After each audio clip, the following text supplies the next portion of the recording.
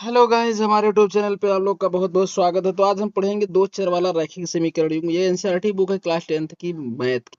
देखिए, ये जो रैखिक समीकरण को हल करने की विधियां हैं वो है तीन विधि: प्रतिस्थापन विधि, विलोपन विधि और बीजगुणन विधि। जिसमें से आज हम पढ़ेंगे प्रतिस्थापन विधि। यानी प्रतिस्थापन विधि से हम समीकरण को कैसे हल करते हैं। ठीक, ये हमें आज पढ़ना है। और बाकी दो विलोपन विधि और बीजगुणन विधि दूसरी वीडियो में बताएंगे दोस्त। और वीडियो को लाइक जरूर करेगा, चैनल को सब्सक्राइब करें, अपने दोस्तों के साथ शेयर करें ऐसे लेटेस्ट वीडियो पाने के लिए। तो गाइज, ये क्वेश्चन है 3x प्लस वाई बराबर 19 और 2x प्लस 11y बराबर 23। इसको हमें प्रतिस्थापन विधि से हल करना है। किस विधि से? प्रतिस्थापन विधि से। ठीक, देखिए हम कैसे हल करते हैं प्रतिस्थापन विधि। यहाँ लिख दे।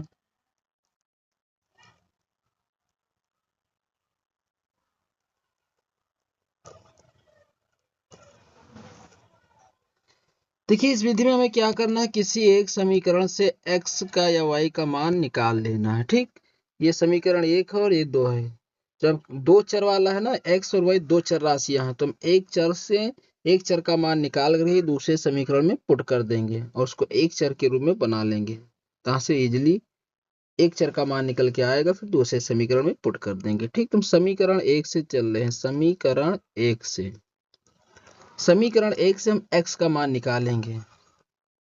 देखिए, तो 3x प्लस वाई बराबर 19 है, तो 3x बराबर हो जाएगा 19 माइनस वाई। ये प्लस में ही इधर आएगा, माइनस में हो जाएगा, यानी बराबर के इस साइड पर लाने पर चिन्ह बदल जाता है। मान लीजिए बॉर्डर है, समझ लीजिए।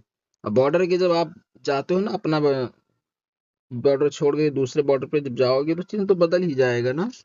तो वैसे यहाँ मान लीजिए, तो ये अब x बराबर हो जाएगा 19 माइनस वाई बटे में 3।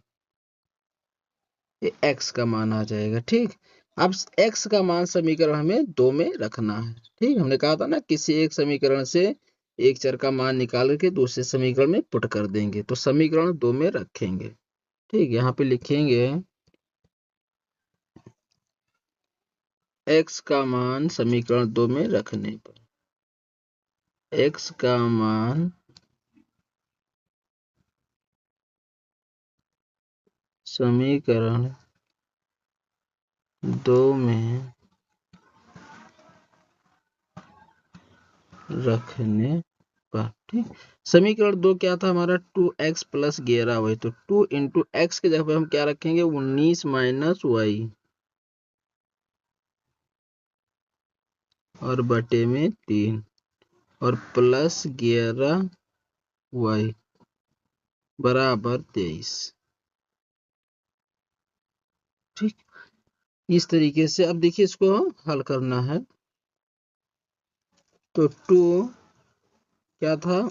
19 माइनस वाई बटे 3, 19 माइनस वाई बटे 3 प्लस 11y बराबर 23।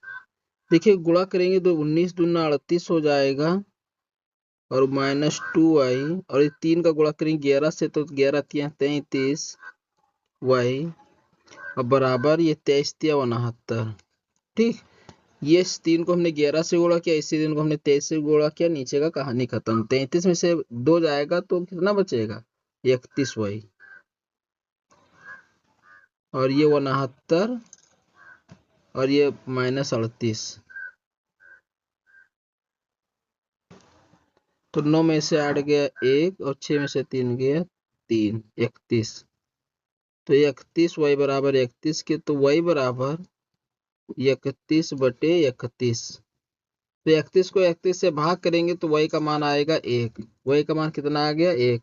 अब इस y का मान हम समीकरण 1 में पुट कर देंगे। समीकरण 1 में 3x प्लस वाई बराबर 9, यहाँ पे लिखेंगे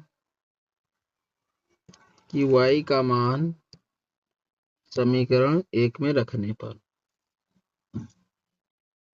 y का मान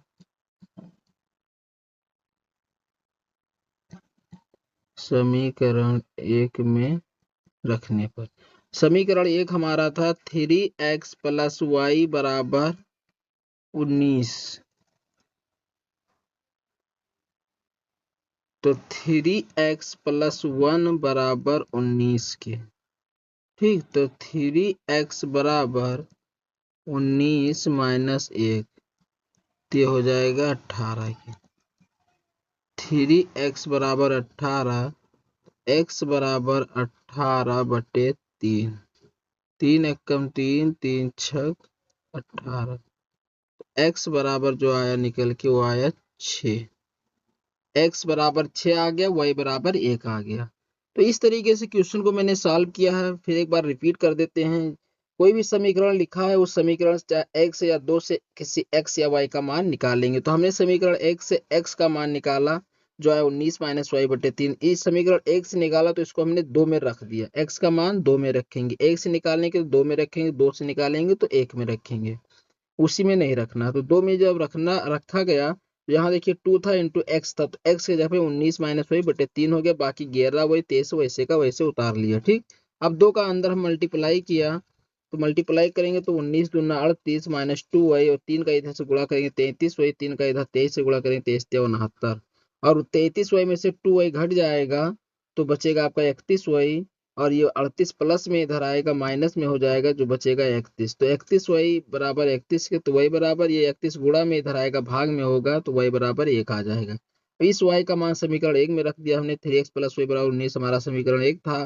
तो 3x + 1 बराबर 19 के, 3x बराबर 19 - 1 के, तो 3x बराबर 18 के, तो x बराबर 18/3, तो 3 छक 18 यानी x बराबर 6। इस तरीके से y का मान 1 आ गया, x का मान 6 आ गया, जो आप यहाँ रख के चेक भी कर सकते। 6 3 18 1 19 दोनों बराबर आ रहा है, इसलिए हमारा आंसर सही है। तो दोस्त अगर प्रतिस्थापन विधि से आप सीख गए हैं क्वेश्चन ये समीकरण को हल करना, तो वीडियो को लाइक कीजिए, चैनल को सब्सक्राइब कीजिए, अपने दोस्तों के साथ शेयर जरूर कीजिए। अगली वीडियो हम विलोपन विधि पे लेके आएंगे, और उसके बाद अगली वीडियो लाएंगे बीजगणित विधि पे। मिलते हैं अगली वीडियो में। Bye bye, take care.